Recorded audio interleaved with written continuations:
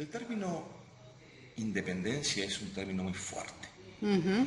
sí. Muy fuerte, que implica soberanía, implica autodeterminación, y para las Provincias Unidas del Río de la Plata lograr esa instancia fue muy complejo, a tal extremo que el proceso se inicia en 1810 y va a culminar 6 años después, en el 9 de julio de 1816.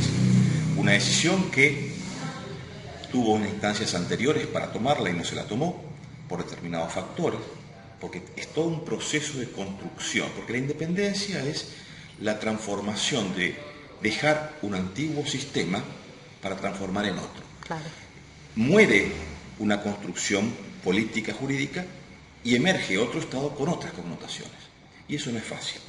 Entonces, en este proceso de construcción que va desde 1810 y se prolonga hasta mucho más después de Sí, 1816, exacto. pero el punto de inflexión va a ser el 9 de julio cuando se toma la decisión política a través de un acta de asumir la soberanía y la independencia política de toda dominación extranjera. Desde luego que esta decisión trajo como consecuencia múltiples factores.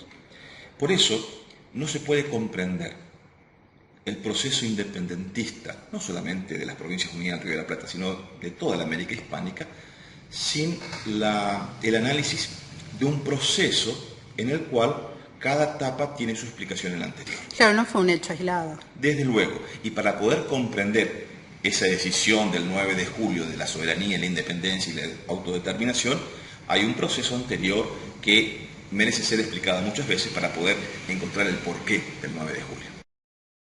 Por eso, la mejor manera de comprender, para poder explicar la independencia de nuestros países, es comprenderla y estudiarla desde un proceso evolutivo en donde los hechos están interconectados y están interrelacionados entre sí. En este caso, tenemos el año 2016, que va a ser el bicentenario de la independencia. Insisto, solamente esa independencia se puede comprender con la actividad sanmartiniana, con la postura de Buenos Aires para con las provincias. ¿Por qué la independencia no se declaró antes, en 1813, en la Asamblea del año 13, cuando verdaderamente esa Asamblea tenía la facultad, la potestad de hacer y declarar la independencia y no lo hizo? ¿Cuáles son los factores? ¿Por qué se dilató? ¿Cuál fue el marco de influencia que tiene la evolución de la política europea en esta decisión de tomar la independencia? ¿Por qué se dilató la independencia cuando se podía haber hecho antes? Múltiples factores que tienen múltiples interpretaciones. Yo tengo la feliz experiencia de ser docente en la universidad y son otros parámetros. Pero en los chicos creo que hay que resaltar o poner el ímpetu de la enseñanza en los valores que resaltan aquellos momentos. No tanto explicar, porque el tiempo y las lecturas darán explicaciones de por qué sucedieron las cosas. Me parece que es importante explicar los valores de la Revolución de Mayo, la necesidad de la libertad, el valor de la libertad, la Constitución y la ley, qué importancia tenía en ello, la independencia, qué implica ser independiente, los valores de autodeterminación, que la independencia y la libertad son valores que se rigen a través de la ley, de la Constitución.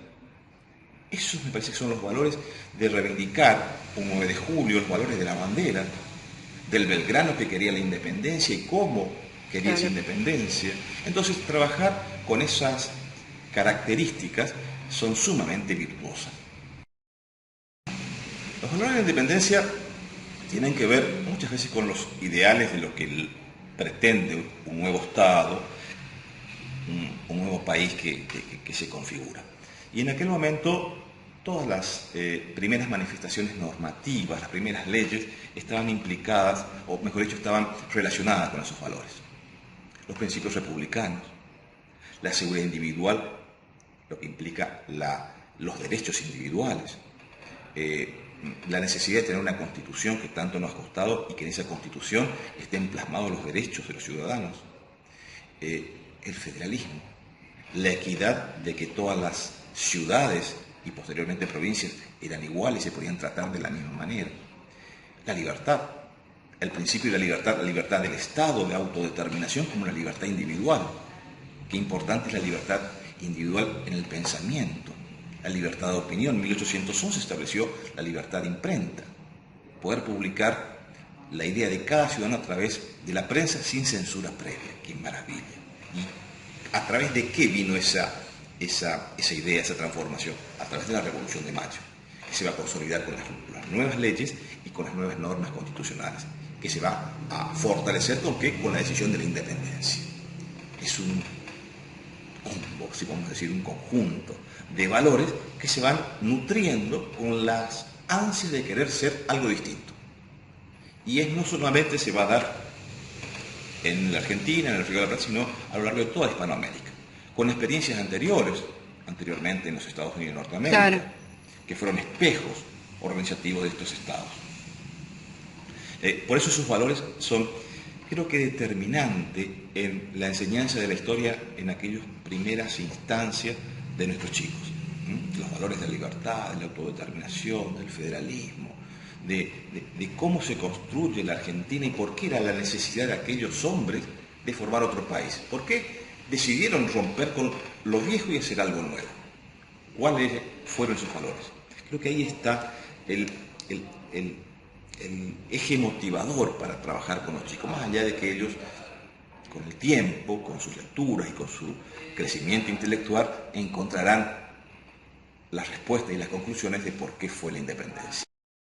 Yo creo que bregamos permanentemente por la independencia, bregamos permanentemente por el ejercicio de la libertad, bregamos por ser republicanos, insistimos y luchamos por ser federales. La Argentina tiene un gran problema, es que no pudo solucionar sus inquietudes de fondo. No solucionó la cuestión del federalismo. Hoy el artículo 1 de la Constitución Nacional establece claramente que somos un Estado republicano, representativo y federal. El federalismo tenemos muy poco. Tenemos un federalismo virtual, debilitado, raquítico, como debatimos en la universidad y hablamos con nuestros alumnos. Es un federalismo que está en la norma, pero no está en la práctica. ¿Y por qué se dio eso? Por una serie de sucesos explicativos en los últimos 200 años de vida política e institucional de Argentina. El republicanismo. Bregamos por la independencia y la autonomía de la justicia. En el decreto del Reglamento Orgánico de 1811, después de la Revolución de Mayo, se estableció que el triunvirato y el Poder Ejecutivo jamás podrán entrometerse en las cuestiones de la administración de justicia. 200 años después, más de 200 años después, estamos muchas veces luchando contra las justicias militantes, las justicias políticas y las justicias parcializadas. Vemos que todavía esa lucha, esa instancia por alcanzar la libertad, la república y el federalismo está en construcción.